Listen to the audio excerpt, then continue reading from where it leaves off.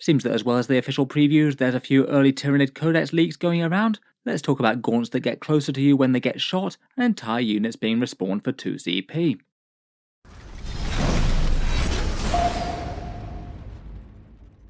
Hello and welcome back to Warspets Tactics, where today I thought we'd talk over a few traditional pre-Codex leaks, and a few interesting things that look like they'll be coming for the Tyranids Codex when it's released in full.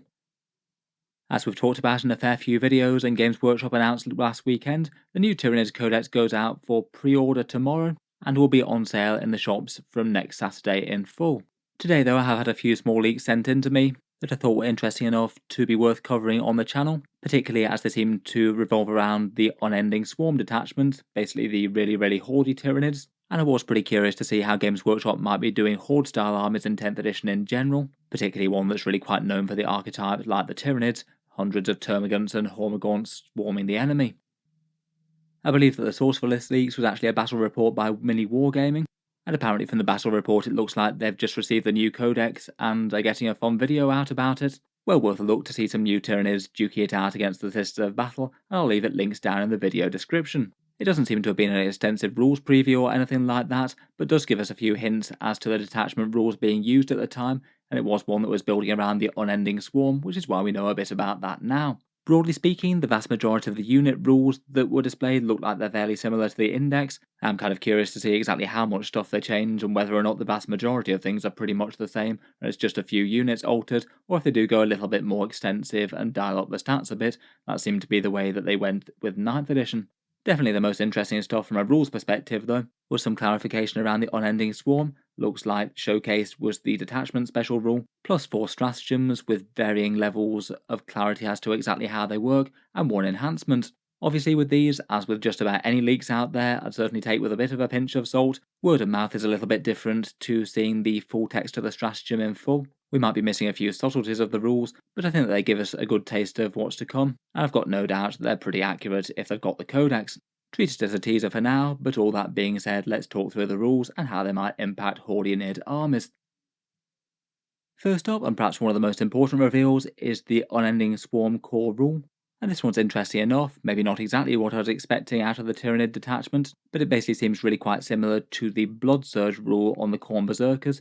Basically the idea is that as your unit takes casualties, you can move progressively closer across the board and potentially even wind up in combat if your opponent gets too close. Apparently this one triggers when an Endless Multitudes unit takes casualties to shooting. You get to move d6 inches towards the closest enemy unit, and the move can be used to get your unit within engagement range. Again, that sounds absolutely the same as the Khorne Berserkers there. I'd guess it'd probably just apply to the Endless Multitudes units as opposed to literally everything, though I suppose that it's not impossible that it could apply to bigger stuff as well. Kind of fun though, the idea of billowing masses of Tyranids that as you try and gun them down, they just close in on you further and further until you wind up in combat and have everything engaged. I feel like extra movement is generally quite a good thing for Horde armies, as in general Hordes tend to do durability really quite well, but maybe tend to be a little bit worse on speed and damage compared with plenty of other forces in 40k. Even if the opponent doesn't have an enormous amount of anti-infantry shooting, it can still be a bit of a struggle to bring your hordes to bear. I feel like it's perhaps particularly interesting with Tyranid hordes like Hormagaunts, I suppose. They're the ones that you'd really want to have as close as possible to the enemy and hopefully make their charge range a lot shorter, particularly if you had big blocked up units of 20 of them, as really seems to be quite encouraged by this detachment in general. There's definitely a good chance that multiple enemy units chipping in to try and whistle them down could allow you to trigger this rule multiple times in a phase. If it is indeed the same as the Khorne Berserker one, there's no limit on how many times you can Blood Surge within the same turn, so that would be kind of big. Otherwise though, I can't help but think that the other Endless Multitude units, things like Termagants, Neurogaunts and Gargoyles, perhaps just wouldn't get quite as much out of it. Suppose it could be handy enough to get them up towards objectives and things, or maybe make an annoying engagement of an enemy unit that really doesn't want to be in combat. Though if it is indeed worded exactly like the Berserkers rule, then they have the option to, but don't necessarily have to trigger the rule if it doesn't make sense to them. Power-wise, I'm a little bit unsure about this one really. I think the core detachment rules are likely to get compared to each other, and I feel like this one's probably not quite as interesting as hyper adaptations, with the big buff against any sort of skewed enemy army of one sort or another. In particular, if you do want to run a swarmy Tyranid army, then getting lethal hits against monsters and vehicles if you happen to be fighting a whole bunch of them is really quite big. I feel like it's also a rule that's kind of opponent dependent as well. If the opponent's got a very melee heavy army, then this just might not trigger all that much. And if the opponent is absolutely critical that they don't want your units to gain any extra movement, they could just focus fire on something different and not shoot the unit that might have the critical reactionary move. That in itself is quite disruptive though. I guess it definitely feels kind of evocative. Otherwise, the other main interesting bits were a bunch of stratagems and an enhancement. For the stratagems for 1 CP, we've got Bounding Advance. This one's an auto advance 6 inches. Again, a useful enough movement one, I suppose, and you could get units up the board really quite quickly. I feel like it might be kind of most usefully reliable for getting things like termagants onto objectives turn 1. Or I suppose for anything with assault weapons that you might be able to hand out with a nearby hive tyrant, then you might be able to get assault weapons in range with that as well. I feel like maybe it's not the most exciting one ever, a little bit situational, but it will come up from time to time and be important when it does. The other one with a name that we've got is Swarming Masses for 1 CP.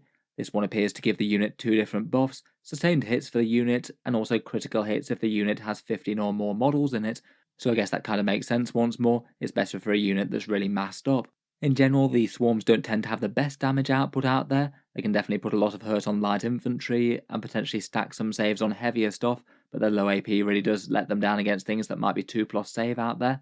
I feel like if you can get this off on a meaningful unit though, then it is going to be pretty punchy. For a 15+ model squad, it would often be something like plus 66% damage to things like termagants or hormagaunts or big gargoyle units, as you're getting both extra hits on 5s and 6s. It could be extra nice with the Turvagons nearby as well. They might be able to hand out lethal hits to that same unit, and if you're getting critical hits on a 5+ as well as sustained hits, you're going to have a bunch of auto wounds in addition to those extra hits as well. Overall, I feel like this one looks like a fairly good one. It is an actual okay damage buff. On a really big unit against the right target, it could well be worth a 1 CP.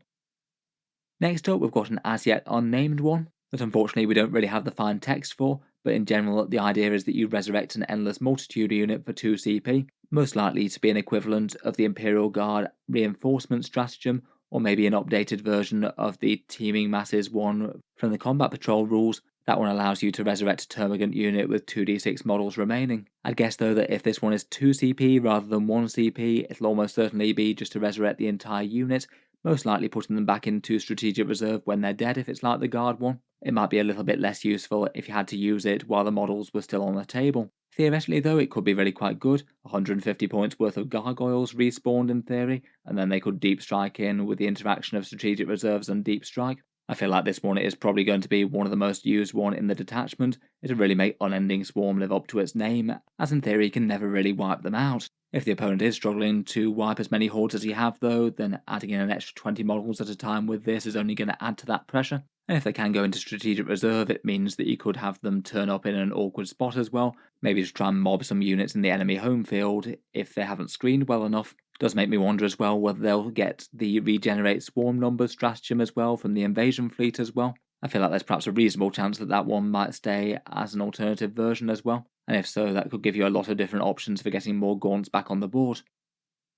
Finally, for the last of the elite stratagems, there's one that protects you against blast weapons. The idea behind this one is that you select a unit that's been shot by blast weapons, and then any blast weapons that target the unit count as being less than 4 models in the unit for their blast rule, so it means that you don't have blasters adding up to ludicrous amounts of extra hits as you'd often get with 20 model units. Again, no fine details on this one, but I feel like the most likely case of affairs is that it's probably when the unit's targeted by a unit that's got blast weapons in it. It's likely to last until the end of the phase, so it would apply to blast weapons for other units if they don't choose to target something else. For a horde army, it's definitely somewhat useful. Theoretically, blast weapons are one of the most dangerous things around to anything with a big 20 model squad in. Say for example, if a Forge Fiend with 3 blast weapons shot against a 20 model Termagant squad, you'd expect an extra 12 shots from the blast rule alone, never mind its regular damage output. So triggering this stratagem against that kind of shooting would save you around about 8 models for 1 CP there. In the right situation, I feel like it could genuinely be really quite useful, but I feel like it's just not going to be quite strong enough to bother with if you've just got a single blast attacking your unit. You'd basically be saving 4 shots that aren't even hits yet, and for that point I'm not sure that 1 CP is going to be worth those swarms' lives. It's not like they're the most points intensive models in the world. I say that this one is situational but useful though. It's definitely something that is a theoretical weakness of horde armies, and this one does help to guard against it, though you are going to be sacrificing other options like putting the command points towards other options like respawning units, or so it sounds like. Finally, there's also a revealed enhancement as well called Naturalized Camouflage. This one's a 30-point enhancement upgrade for one of the Tyranid leaders, and it was reported to be a durability buff for round 1, giving 3 of your Endless Multitude units cover within 9 inches, so I guess that would often be termagants going from a 5+ save to a 4+ save against enemy shooting, provided they couldn't get in cover already, of course. I guess this one could be okay as a points filler maybe, but I'm a little bit skeptical as to whether or not it's regularly going to be worth it. On the one hand, if you are playing with a full Horde army, it's unlikely you're going to be able to hide all of them behind terrain or anything like that. The numbers are just going to be too big and you won't be able to get all of them out of line of sight. But I feel like in 10th edition with the generous cover rules, there's a good chance that you could get the vast majority of them, if not indeed all of them, are cover safe. And that would make this a lot less useful, as you're basically just paying points for something that on a lot of boards you might have had already. I guess it kind of depends on the boards that you regularly play on, and how it'll weigh up against the other enhancements from this detachment, which we haven't seen yet. Overall, I feel like it's interesting enough from first impressions. Obviously, the overall strength of the thing will depend on the last few options that we've not seen yet, and also combined with any other changes to the Tyranids Codex, and if there's any other particularly game-changing stratagems or enhancements in the ones that we haven't seen. I'd say out of the detachment, out of those teased rules so far, probably the respawner unit one sounds like it's going to be the most interesting thing about it, plus maybe the damage stratagem with sustained hits and having them go off on a 5+ on bigger units. That is really quite a meaningful damage boost and could actually genuinely have the swarm break through against certain harder targets. The core rule though, I'm maybe a little bit less sold on. Seems best for Hormagaunts, so it's kind of dependent on you using quite a lot of them. Plus against some foes like melee armies in particular, you might either not have much shooting coming at you, or even if you do have the option to get closer to them, it might not actually be the best idea. Perhaps just feels like a bit of a less good all-rounder compared with the invasion fleet so far. Overall, my first guess would be that the invasion fleet is probably looking stronger at this point. Early days yet, of course. I'll be interested to hear your guys' thoughts down in the comments below though. In any case, a massive thank you for listening. Full credit to Mini Wargaming's video as well for providing us some interesting Tyranid rules to talk about, and hopefully we'll have some more interesting Tyranid details soon. I'm looking forward to making a full review of the whole codex when we get it.